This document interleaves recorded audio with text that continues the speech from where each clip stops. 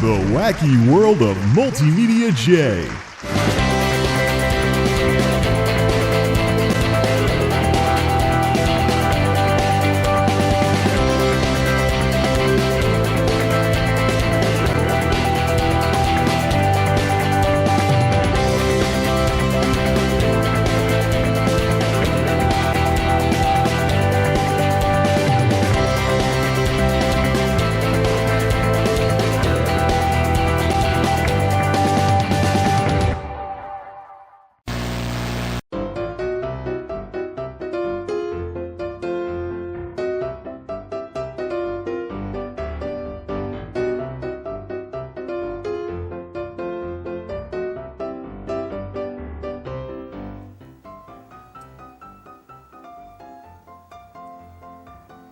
What the?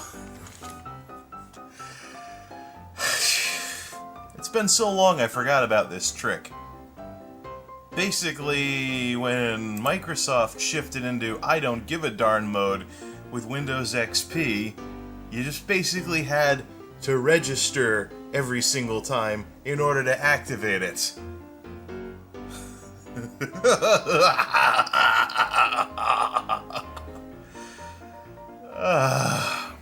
So now what am I gonna do? Well, most of what maybe I should turn on virtualization. Get a USB 3 plug-in drive, put XP on that, and run inside a virtual machine. Instead of using the silver bullet. What the? Wow. Yeah, this is quite a shocker of a moment. What's probably also a shocker of a moment is that you're hearing me a lot clearer / tinnier because I've switched back to the soup can.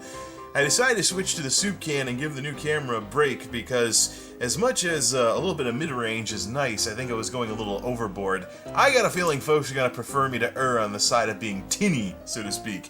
So, we'll use the other thing for later. Windows XP in 2016 actually activated.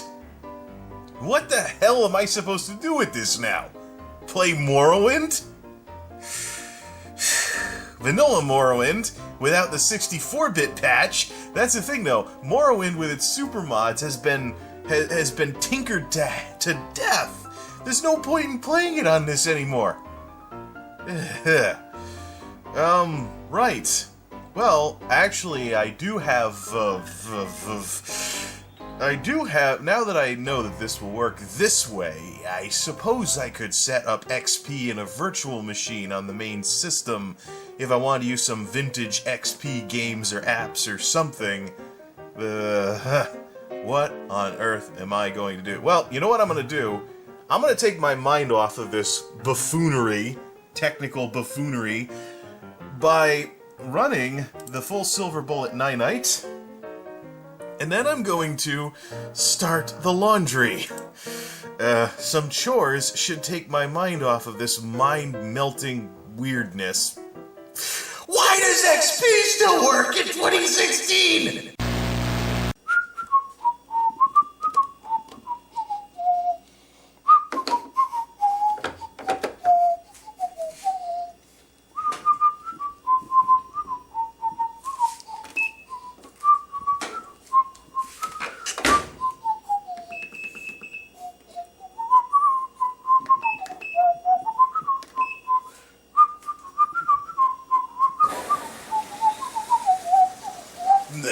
This isn't helping.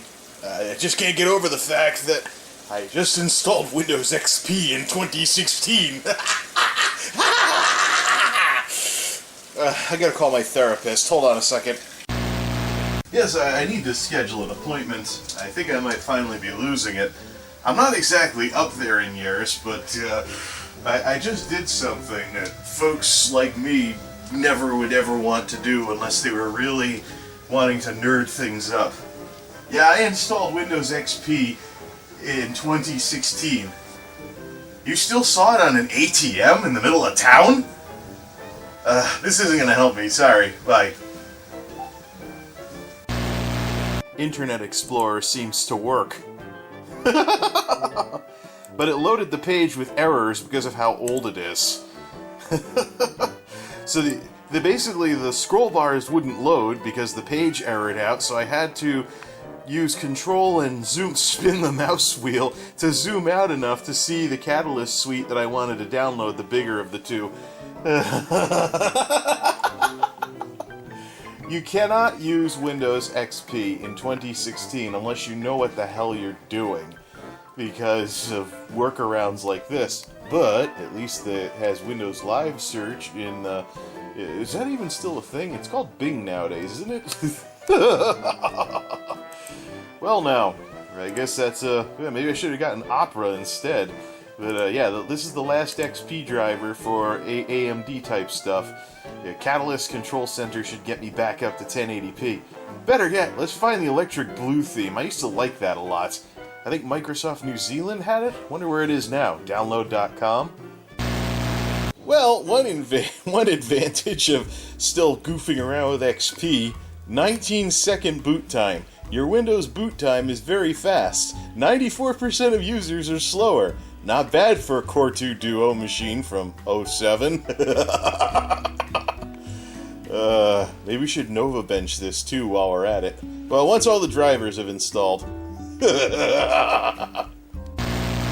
There we go. Got this thing working the way I'd want something like this to work. The old familiar back and forth, back and forth, back and forth. Also found the electric blue theme, my old favorite.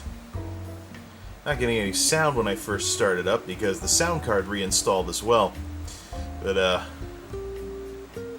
feeling a little hot because I was playing with the overclocking that's built into this thing. I'm probably gonna have to shut the power off completely. But I was hitting warning temperatures with the overclocking turned on, so I turned it off again.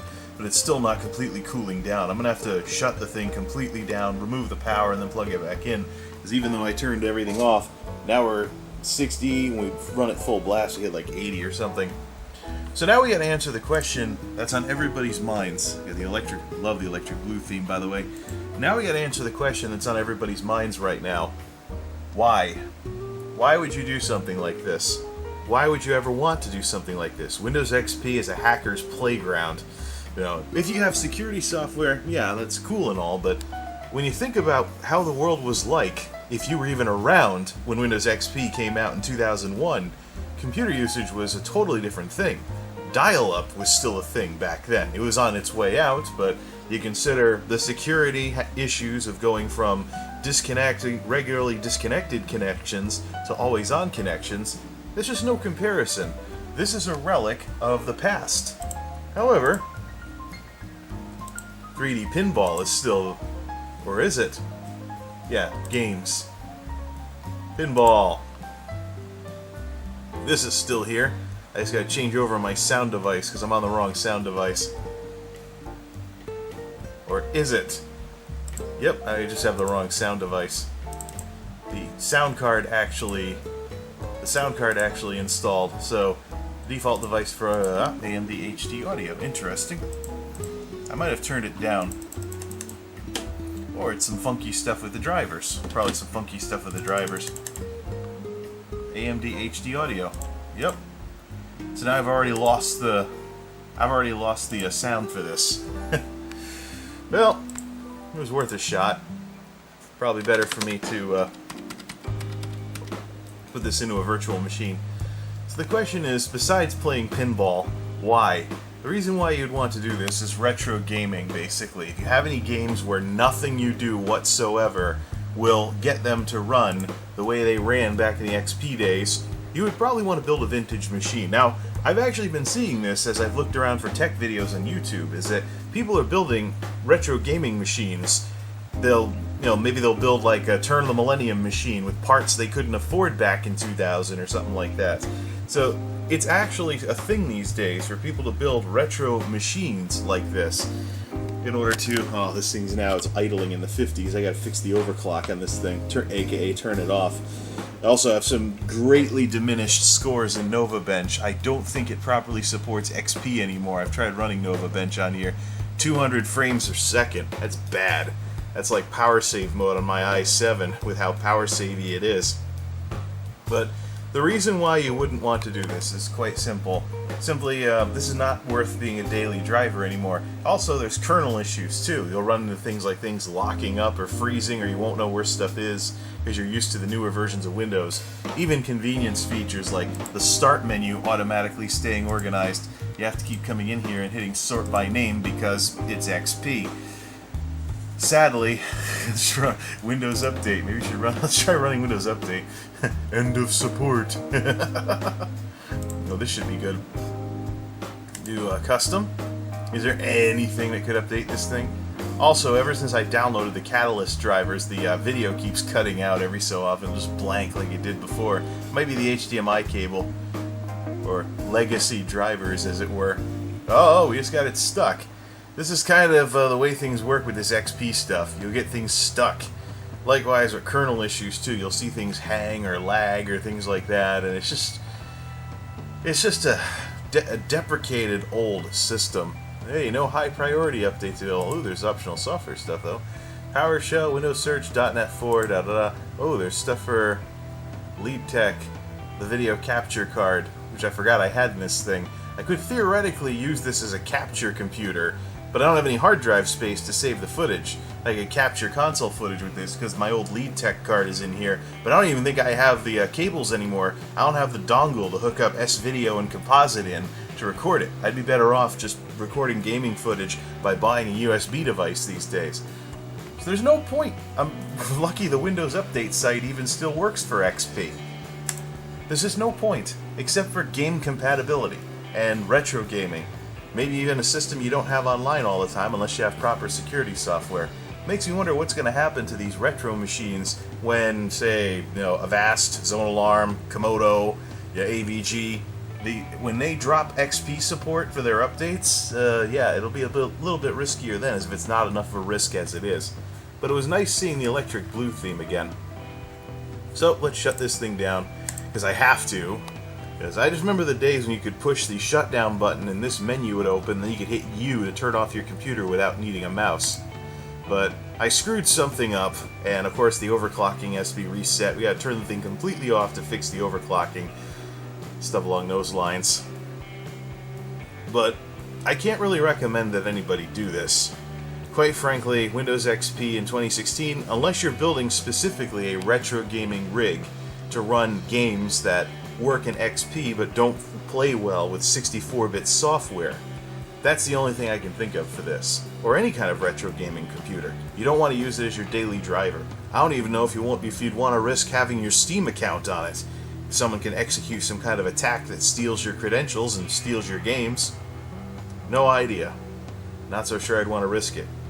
So, I'm not so sure I want to keep this with XP on it. It'd be nice to make a virtual machine with XP for legacy applications, but that can be done via VMware on Monolith. Just gotta turn virtualization on in the UEFI BIOS. Snazzy new UEFI da-da-da. So what I'd like to do, if it's possible, I'd like the Silver Bullet to come back into the fold as a Remix OS machine, because it has lighter system requirements, could probably run off the 2 gigs of RAM without having to... Ooh, this is even more colorful than the last time I took a picture like this. But I'd like to see it come back with Remix OS as to play Android games and other stuff like that. It has 2 gigs of RAM right now. I can risk it with the crappy Kingston sticks to get it back to 4. But a lightweight OS like Remix is something I've been curious about.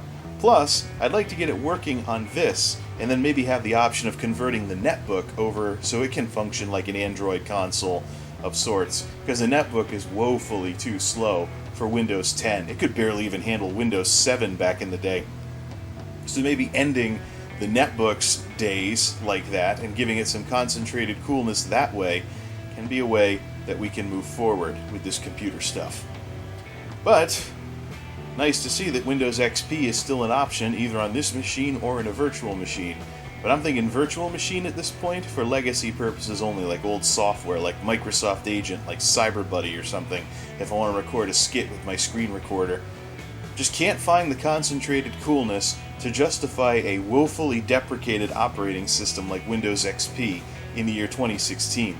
But all I have to do is just remember to register at Microsoft every single time in order to activate it with their don't give a darn, screw you, knock yourself out approach with Windows XP and its assorted issues nowadays. A fair warning though, there are some people out there who are saying they're using XP with no problems. When you hear that, remember, no problems yet.